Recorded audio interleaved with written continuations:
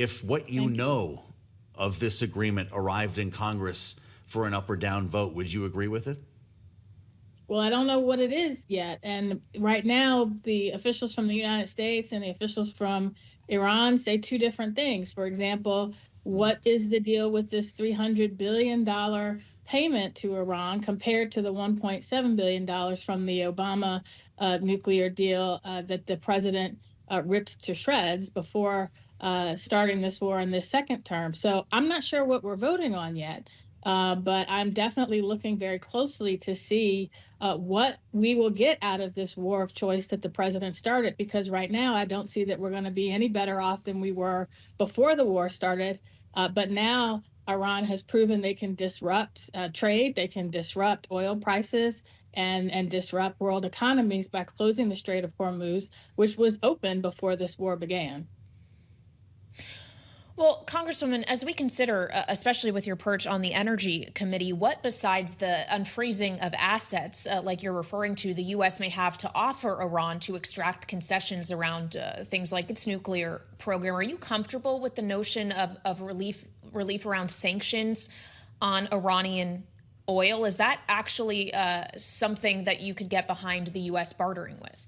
You know, I would have to look very closely at the entire deal. We had a deal that was acceptable before Trump in the first administration ripped it to shreds, that had the Strait of Hormuz open, that had UN officials coming in for inspections to make sure that Iran was meeting the terms of the deal.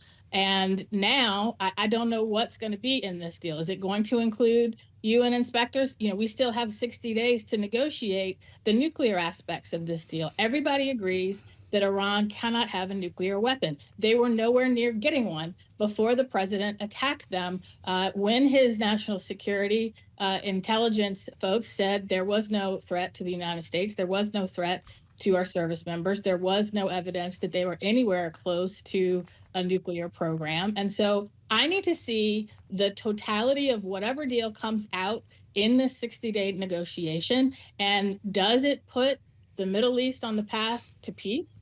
Does it ensure that Iran does not have a nuclear deal? Does it keep the Strait of Hormuz open? And what, at the end of the day, is it going to cost the American people? It's not the only thing that's going to be coming before Congress soon, presuming that it does. The president, interestingly, there said he hadn't even considered that before he was asked about it. But it appears that the Senate is going to be voting on Jay Clayton's bid to be the next director of national intelligence by the end of this week.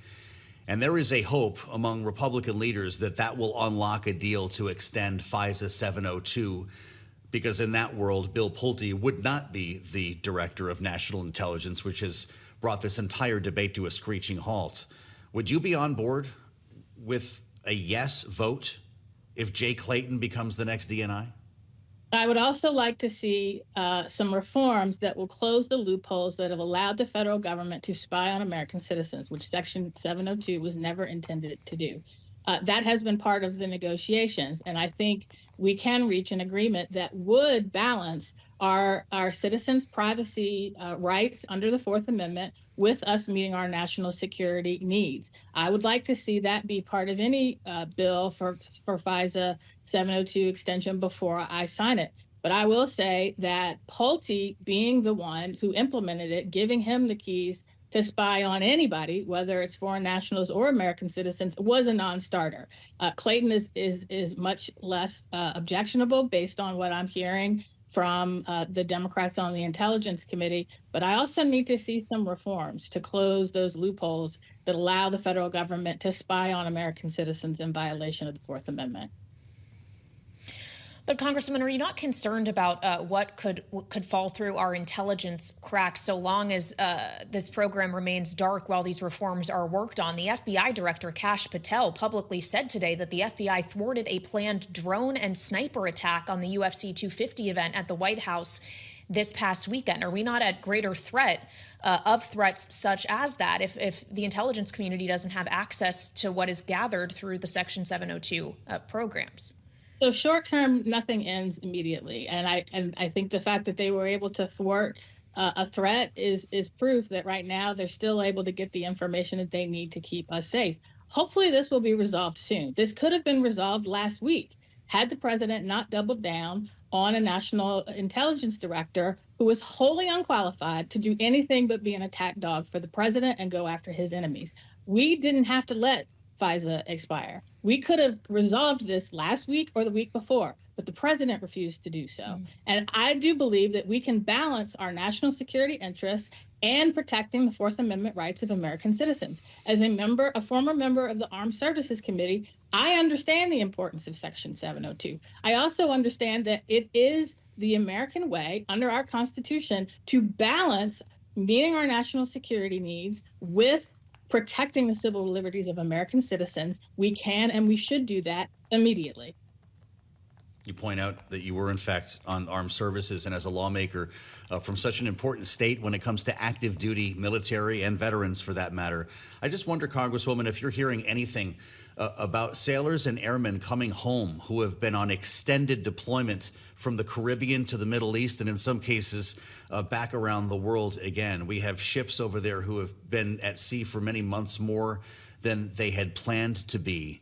When are these men and women coming back to port in Norfolk to rehab their ships and see their families?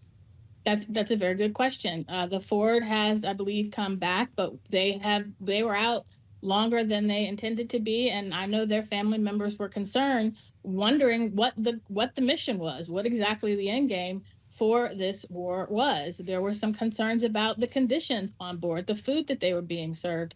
I'm very concerned that the needs of our service members and their families are not being cared for. And when you send service members in harm's way, you need to have a clear reason, you need to have a clear strategy, you need to have clear goals. We didn't have that with this war. We had no imminent threat to the United States or our service members or our national security interests. The intelligence community has told us that. This was not about regime change. If it was, we have pretty much the same regime with a younger, more extreme leader. So I don't know why we sent our service members in harm's way. Over 10 have been killed, about 13 were killed. And for what?